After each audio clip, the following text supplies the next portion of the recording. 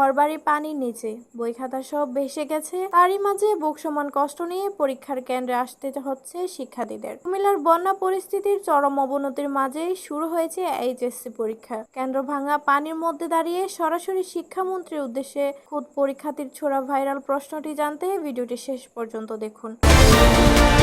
কুমিল্লার বন্যা পরিস্থিতি ভয়াবহ রূপ ধারণ করায় শহরের প্রধান প্রধান শিক্ষা প্রতিষ্ঠান ও রাস্তাঘাট পানির নিচে। ইতিমধ্যে পরীক্ষা স্থগিত না করায় বাধ্য হয়ে কুমিল্লা মহিলা সরকারি কলেজ কেন্দ্রে আসতে হয়েছে পরীক্ষার্থীদের। কেন্দ্রে পৌঁছাতে গিয়ে চরম ভোগান্তির শিকার হয়ে এক ছাত্রী ক্ষোভ প্রকাশ করে বলেন, যেখানে জীবন বাঁচানোই দায় সেখানে প্রশাসন কিভাবে পরীক্ষার আয়োজন করে। শুধু ওই একই ছাত্রী নন, কুমিল্লার হাজার হাজার এইচএসসি পরীক্ষার্থীর একই দশা। গত কয়েকদিন ধরে ঘরে পানি ওঠায় তারা ঠিকমতো ঘুমাতে পারেননি। অনেকের মূল্যবান নোট, খাতা ও বই বন্যার নোংরা পানিতে ভেসে গেছে।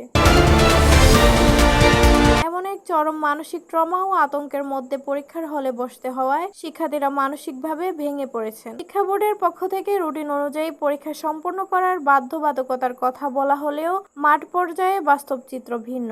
সচেতন মহল মনে করেছেন, বন্যা কবলিত অঞ্চলগুলোর জন্য পরীক্ষা সাময়িকভাবে স্থগিত করা অত্যন্ত জরুরি ছিল।